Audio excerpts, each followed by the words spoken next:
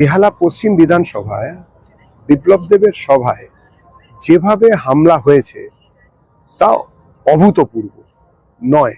এরকম হামলা আমাদের বাংলাতে রেগুলার হচ্ছে, কিন্তু অভূতপূর্ব শুধু এটাই, একজন বাঙালি প্রাক্তন মুখ্যমন্ত্রী, যিনি কিনা ত্রিপুরার মুখ্যমন্ত্রী ছিলেন, তিনি বাঙালি, অবাঙালি নন, তার উপরে যেভাবে যে ভাষায় একটা চলন্ত সভাতে শুধুমাত্র হামলা হলো না, সেখানে যারা সদস্য সমর্থক ছিলেন বিজেপি তাদের উপরে শারীরিক নিপীড়ন বা নির্যাতন শুধু হলো না, যেভাবে আক্রমণ করা হলো বিজেপির যারা ওখানকার কর্মকর্তা তাদের, এবং তার সঙ্গে ভাবলে অবাক লাগে, একটা ব্যস্ততম বাজারের মাঝখানে যে সভা চলছিল সেই সভাতে আগুন দিয়ে দেওয়া হলো, সভার যে স্টেজ তাতে আগুন দেওয়া হলো, এবং এর ফল তৃণমূলকে ভুগতে হবেই।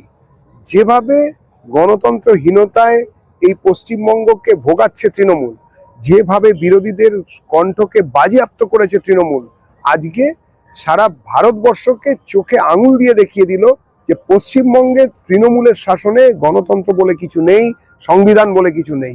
আমাদের লিডার অফ অপোজিশন অর্থাৎ বিরোধী দলনেতা বিধানসভায় শ্রী শুভেন্দু অধিকারী, তাকে বহুবার হত্যা করার চেষ্টা হয়েছে, তার উপরে হামলা হয়েছে।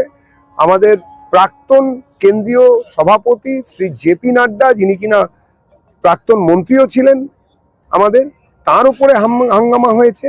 তিনি মন্ত্রী থাকাকালীন তার উপরে হাঙ্গামা হয়েছে।